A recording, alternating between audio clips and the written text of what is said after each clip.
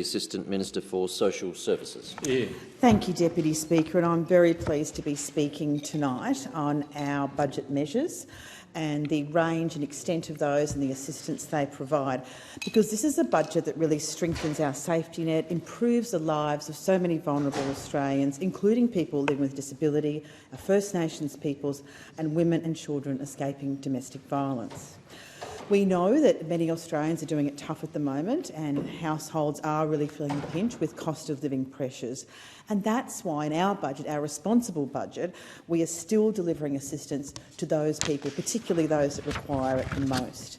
Now, the budget delivers $14.6 billion cost of living package, and in the social services portfolio alone, we're providing over $10 billion to strengthen our safety net, building on our investment in women's safety, addressing entrenched community disadvantage, supporting people with disability and improving the well-being of Australians. And our budget delivers for Australians through a whole range of measures that we have spoken about, the energy price relief and the cheaper medicines, improvements to bulk billing, as well as, of course, more affordable childcare and extended paid parental leave. And, of course, our measures here are on top of that.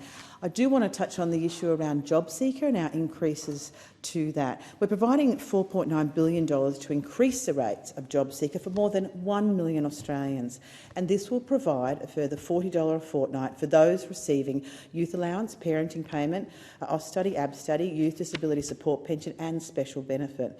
And very importantly, we're expanding eligibility for the existing higher rate of JobSeeker to support single recipients aged 55 and over who've been on income support for 9 or more continuous months. We are doing this because we know that many older Australians face additional barriers when it comes to looking for work, particularly age discrimination. And this reform will expand access to around 52,000 eligible Australians who will receive an increase of $92.10 per fortnight. Very importantly too, we are providing the largest increase to Commonwealth rent assistance in more than 30 years. This is a vitally important move, and it will have a huge impact upon those people that are receiving a Commonwealth rent assistance. It's part of one of our many housing measures that we've brought out, and we are looking to address the housing and homelessness crisis. And of course, our Housing Australia Future Fund is a vitally important component of that. And I call again upon those across the aisle in the opposition and also in the Greens to really support our initiatives to make sure we can provide affordable housing. Very importantly, for single parenting payment, we're investing $1.9 billion to strengthen the safety net for single parents. We know that's vitally important to do that.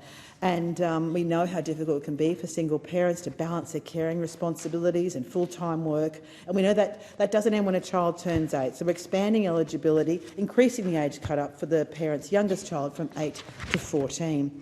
Now, Deputy Speaker, I would like to speak on the very important issue of women's safety, and I know this is an issue that everyone in this parliament is absolutely committed to. Yep. We are making women's safety a national priority.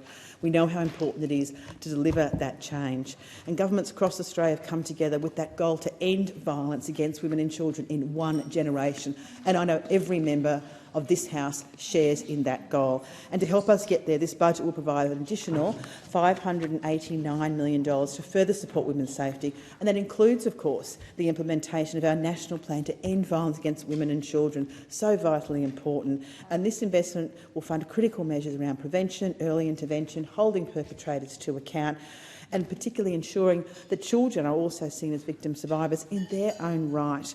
And we know how important it is to address all of these issues.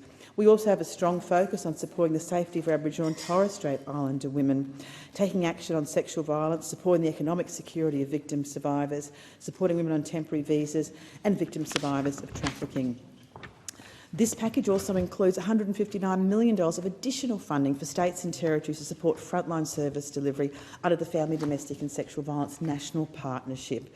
And we've committed over $262 million towards measures for Aboriginal and Torres Strait Islander women and children through our dedicated action plan. Our investment in this year's budget is, of course, on top of our record investment of $1.7 billion in women's safety, which, of course, we saw for the October budget, bringing our total investment to over $2 billion.